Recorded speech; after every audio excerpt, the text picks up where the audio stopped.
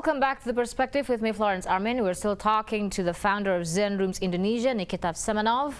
Now, you focus a lot on Bali, in Jakarta. You've done your research well in Jakarta, it seems. Bali is always interesting, and you have more properties in Bali than you do in Jakarta, because it's a traveling destination for both domestic and international tourists. And how do you stand out in Bali? You have, as you know, we have plenty of options in Bali. Yeah, that's very valid point. So for us, it's plenty of options, but unfortunately, it's not plenty of good options. So it's again the lack of value for money hotels and properties. So our job again is to find these even villas, which we can improve, make slightly better, and decrease, kind of convince owner that he can improve his efficiency and decrease prices, and hence increase the occupancy and stand out from their peers, competitors. So it's the same exercise in Jakarta. A lot of owners in Bali don't realize that the competition is so strong, so they have to they have to find other cost-efficient way of running their property. They have to reduce prices. They have to use our brand, because each property who joins our network will have our name. And our philosophy is that we don't work with, let's say, 5 properties in the Seminyak street in Bali. We work only with 1 or 2. Yeah. So by default, property who joins us and put our sign, our outside sign, kind of stands out from other properties. And for the customer who, let's say, stayed in Zen Rooms in Manila, and then he travels to Bali, he sees Zen Rooms sign, and he knows it's highest value for money in the street, and he selects us, but not anyone else. And how can you explain the philosophy behind the Zen Rooms branding? What are you trying to offer aside from a very affordable price and fair quality of service? So I think it's overall experience. Basically we follow up on any customer feedback which we get, and we improve. So we try to be as much customer centric as possible. We offer loyalty programs to our guests.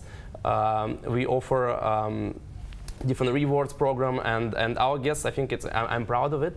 Our current customer satisfaction ranking across the chain is at 8.5, which is literally the highest. And it's public information. You can go on booking.com or on our website, find our hotels and see it. This is how we stand out from the competitors, and it's very important in the chain hotel business, because if you don't reach this network effect, so if people not satisfied with their stay, with their room, they will never come back, and they tell to their friends. Definitely. And that means that good hotels can be affected by average hotels. So we're very, very strict to quality, and this is what we offer to our guests. It's best value for money on the market, and with guaranteed standards of quality, with the widest reach as well. Yeah, with all information available, and how people are very actively using the internet in trying to share information. It's just so easy, and you're just gonna have to stay true to yourself. But who are you what's your target of audience here in Indonesia mainly? So in Indonesia, I split our audience between 2 categories. So the first category is, as I have mentioned, is local families, young local families, from even from 20 years old till 35 years old, kind of smart travelers, who don't want to overpay for their stay, who likes to travel a lot, more than 2 times a year. The growing middle class.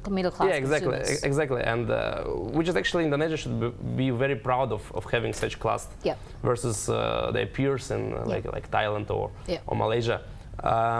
So that's the first thing, and actually it's very interesting in Indonesia. I think as well as other Southeast Asian countries, 60% of population is people younger than 35. Yeah. That's the demographic dividend they say we're benefiting from. Exactly. On the other hand, it's of course international guests coming to Indonesia, and here again, if you imagine if you're a traveler, if you stayed in Hong Kong, where we're also present, and you want to fly to Indonesia, you like Zen Rooms, and then it's so easy for you to find the hotel.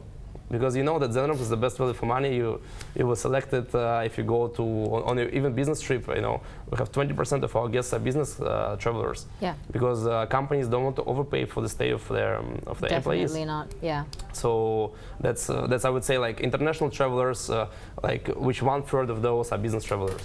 All right. Now, but then you mentioned earlier what makes you different than any other booking platforms, or for instance, we mentioned Booking.com or Traveloka and or even hotel chains. Yeah, sure.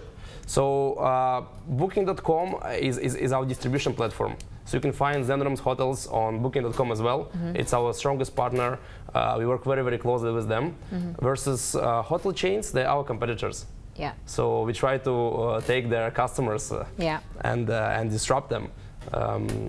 I think that's the main differences. The main differences. Now, in your observation, Nikita, this may be your personal perspective or Zen Rooms perspective. What is unique about Indonesian or local domestic travelers or Indonesian travelers?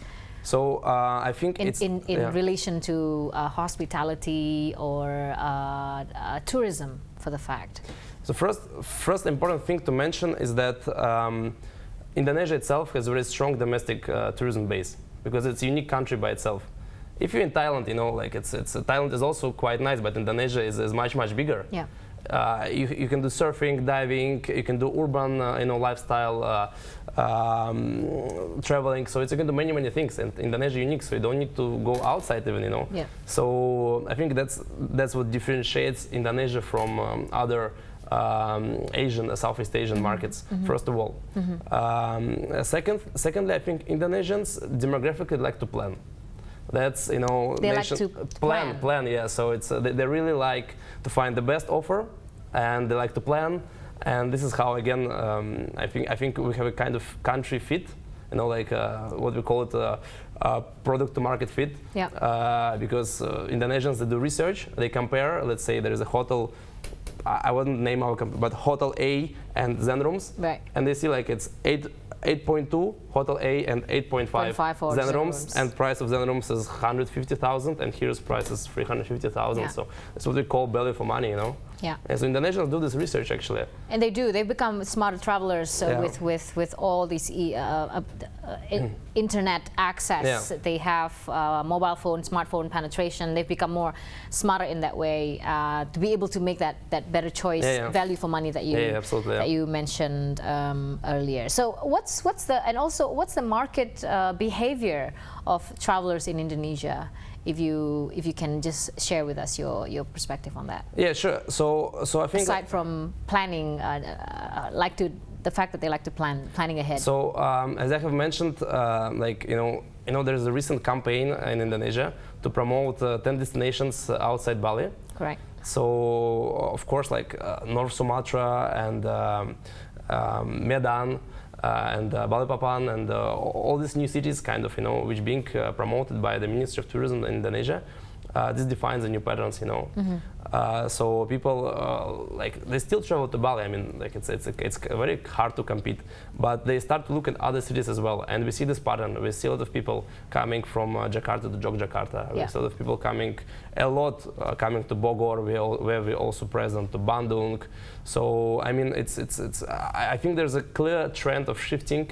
You know, like Bali is a #1 destination in a feasible future, and then this trend we see as kind of both in international and in local tourism. All right, we'll talk more about hospitality and tourism sector here in the country with Nikita Semenov, from the CEO or founder of Zen Rooms Indonesia.